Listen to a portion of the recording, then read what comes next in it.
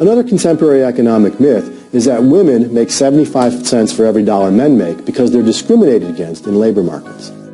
Like other myths, this does have a kernel of truth to it. So for example, if you add up all the incomes of women and divide by the number of women in the labor force, and then do the same thing for men, what you'll find is on average, women do make about 75% of what men do.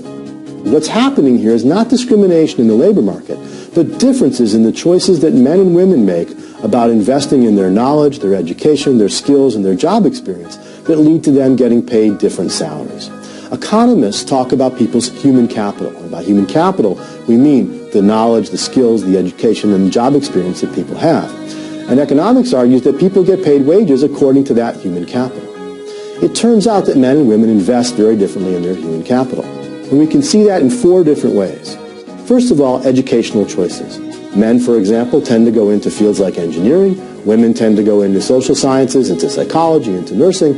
And so where men are making higher salaries as engineers or perhaps in the business world, women tend to end up in jobs in which their salaries are somewhat lower. So even though they may have the same years of schooling, the different choices they've made about their majors lead to them working in different areas and getting paid differently. Secondly, men and women have different expectations about work.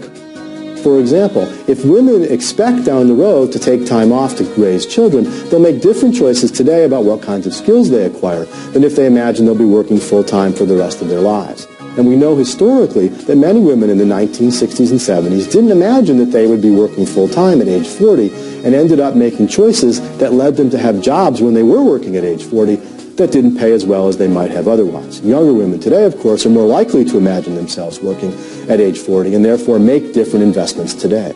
Another difference between men and women is full versus part-time work. Women are much more likely than men to work part-time.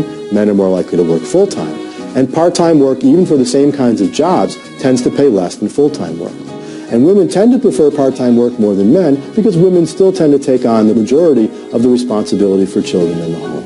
Finally, men and women differ in terms of their tenure on a job or the way in which their careers get interrupted. If it's the case that women take time off from the workforce to raise children, that will have an impact on their salaries down the road. So we put these 4 things together, what we get is that the difference between men and women's pay is not a result of labor market discrimination, but of the choices that men and women make before they enter the labor market or even when they're in the labor market about the kinds of jobs they want to have and the way they want to balance of family and work. Studies that have tried to control for all these factors have shown that if you take a man and a woman, same experience, same education, same job, and compare their salaries, what you find is that women make about 98% of what men do. So that gender wage gap pretty much disappears. And in some jobs, women actually make more.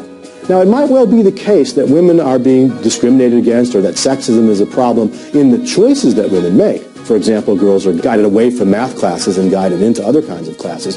It's also certainly the case that our expectations about women's roles versus caring for children in the household and men's roles about caring for children in the household are very different. And if we think those are poor choices, if we want to see women's pay more equal to men, what we need to do is convince more women to go into areas such as the sciences and mathematics and engineering, and we need to convince men to take more responsibility for children in the house.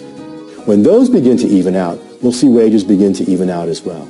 But in the meantime, whatever choices men and women make, the wages they're paid in the market will reflect the productivity associated with those choices and are not the result of discrimination.